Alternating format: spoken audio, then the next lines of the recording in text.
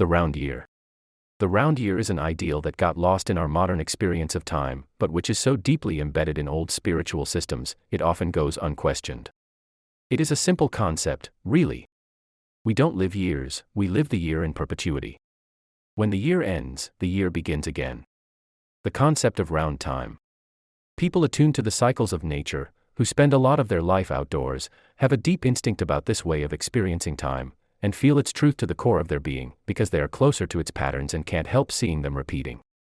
Keeping a nature journal especially helps one see how precise the changes of the seasons are, worthy of the most sophisticated clockwork in existence.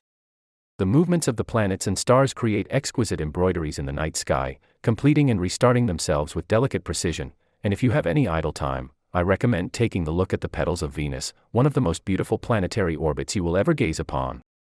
We perceive time as a directional arrow, but in reality, it runs in circles.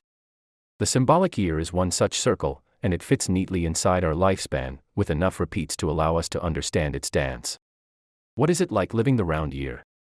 There is spring, then summer, then fall, then winter, and then it's spring again. The patterns of the year begin anew: the first daffodil, the first thunderstorm, the first falling leaf, the first snow.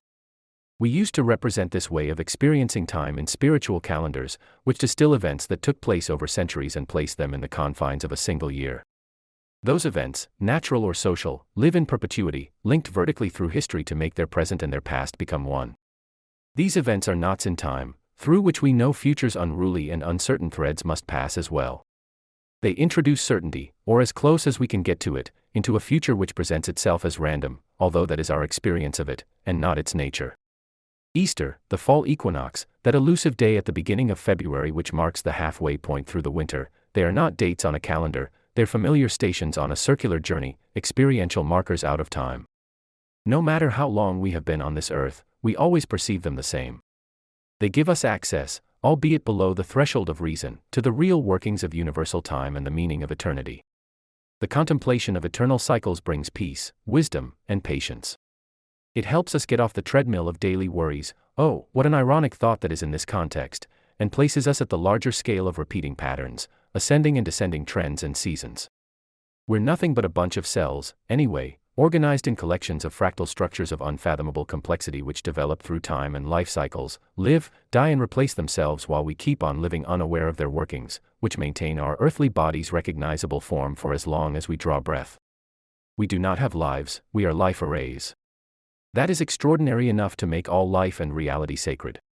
In conclusion, what are the points worth remembering? 1. The symbolic year is an ideal we live in perpetuity, a blueprint of sorts, for all the passing years we count on the calendar. 2. We perceive time as a directional arrow, but reality runs in circles. 3. The yearly cycle fits neatly inside our lifespans, with enough repeats to allow us to understand it. 4. Placing meaningful stations inside the round year helps us predict future events. 5. Everything begins, ends, and begins again. 6. Whatever you perceive as brand new probably happened before in strikingly similar fashion. 7. Contemplating round time brings patience, peace, and wisdom and places us at the larger scale of repeating patterns, trends, and seasons. 8. Our lives are not rigid intervals on an endless timeline. 9. We're interconnected overlapping ecosystems of cells, all different, each with its own design, lifespan, and replacement cycle, which work in concert to maintain the cohesion and logic of the whole. 10.